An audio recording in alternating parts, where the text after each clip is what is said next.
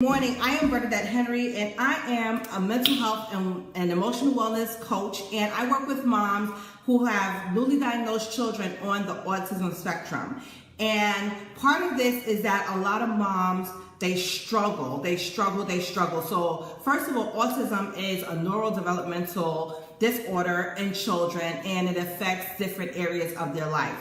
So it can affect their speech, it affects their language, it affects their memory, it affects, different aspects of their life, doing everyday things that we may take for granted. And with autism, there is a spectrum. So there is like a low end of the spectrum, and then there's a high end of the spectrum, and everything in between. So autism in each child will look different in each child. So no two children that has autism is going to act the same at all. So some things that you may see this child do, you may not see that child do. So this is a reason why you cannot generalize everyone that do have autism. So, and also too, there's not just one sign or 2 or 3 signs that will say that your child has autism. There's multiple signs and for a prolonged period of time before a child is diagnosed. Now with autism, children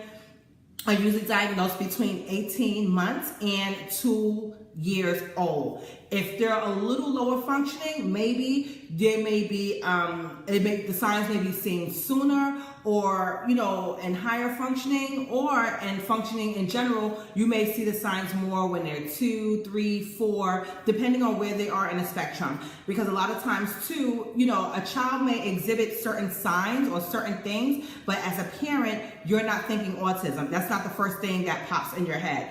So let me just tell you, I am a child. I'm not a child. I'm a parent, and I do have a child on the autism spectrum. It took me a little while to find out, and currently I have one of my children in early intervention.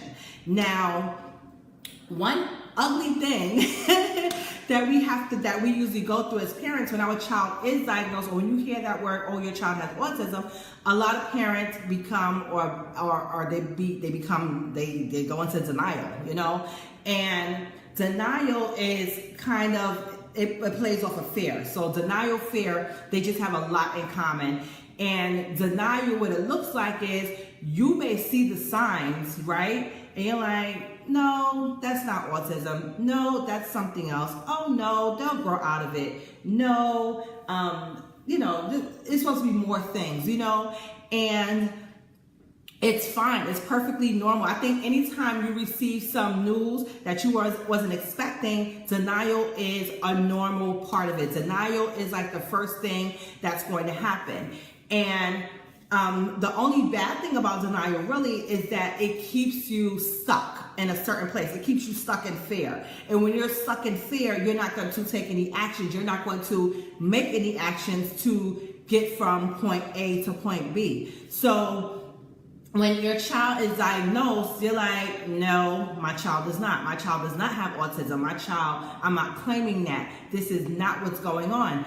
And you do that for some time, like when your child has autism, you do that for some time. But the danger of doing that is that now your child is losing time. Your child is losing time that services can be offered to that child. So for example, like I said before, you can tell that a child has autism as early as 18 months. Now, it's not for you as the parent to diagnose it, because like I said, when you have a child, you're not thinking that your child is autistic. You're just thinking they're just a baby, they're doing baby-like behaviors, maybe things are just taking a little longer, let me just wait some time. And a lot of times when you bring these concerns to family or friends, they're going to say the exact same thing, therefore feeding into your denial, okay? So if you feel, and this is one tip on how to deal with this, if you feel that there's something going on, just when you go to your next pediatric visit, speak to the doctor. Hey doctor, I see A, B, C, D, E, F, G, and I would like to know, they're not going to diagnose, but you can say, hey, look, I would like a referral to early intervention. Okay, because let me tell you this. Early intervention is a free service that's provided to children who has autism. And the best thing, like I said, if you see something going on or you just don't know what's going on, because a lot of times, even if you're a new parent, but it doesn't matter, because anytime you have a child with autism, like you are a new parent to a child with autism, no matter how many children you have. But if you see something different or something that you don't think is right, I would say the first stop, speak to your child's doctor. Ask them for a referral for early intervention. Sometimes a lot of doctors will dismiss you or say, no, nothing's going on, everything's fine. Look, early intervention is free. Early intervention is free. So if you feel something is going on, ask for a referral to early intervention. The earlier you step out of your denial, the sooner you can get your child services. The sooner you can get your child services, the better they can start developing other areas. So they can start developing their speech. They can start developing little things that they have to do, like they're not going to help them take a bath, but they work on these things through books, through teaching, through repetitives. You will learn, or your child will learn these things, and it will help them develop faster. Even if the final diagnosis is autism, it will give them the tools that they need to start doing the things that they need to do. So, for example, my child, my 9-year-old, someone told me that he should be, he should get evaluated for early intervention. I was like, no, nothing wrong with him. And that's even thinking autism. I didn't even know why she told me, but she told me because he wasn't speaking as much as he should at that time at the age appropriate level at 2. So then finally she told me again, I finally did it. He was denied. I didn't push it because still at that time, I was not thinking autism, or I wasn't thinking that something was going on. And you got to realize too, during that time, there wasn't many people out here, especially online like you have now. You have a lot of people advocating and a lot of people talking about it. So even if you're not thinking about it, you may kind of have heard about it just because it's so much information and awareness out there now. So anyway, he was denied early intervention. I never pushed it, but it came later on, like maybe when he was 3-ish, I started seeing some things, still not saying autism, but I had to go and seek something, find out something, because something told me that something just wasn't right. So I had to go find something. And then, of course, I went into that mode of denial and things like that.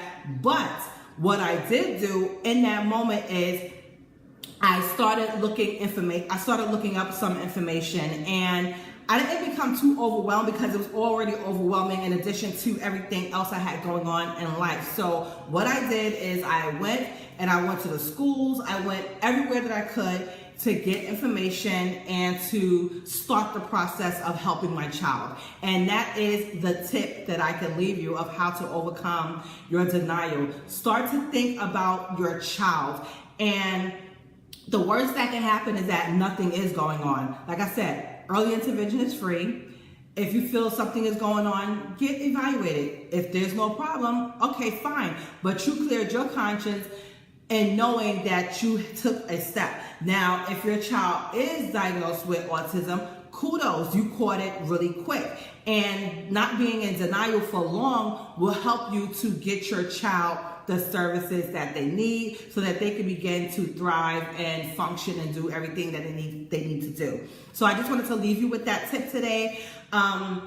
Next Sunday, April 28th at 5 o'clock, I will be having a webinar. I will be having a live webinar online where I will be talking about the 5 stages or the 5 feelings that moms go through when their child is diagnosed with autism.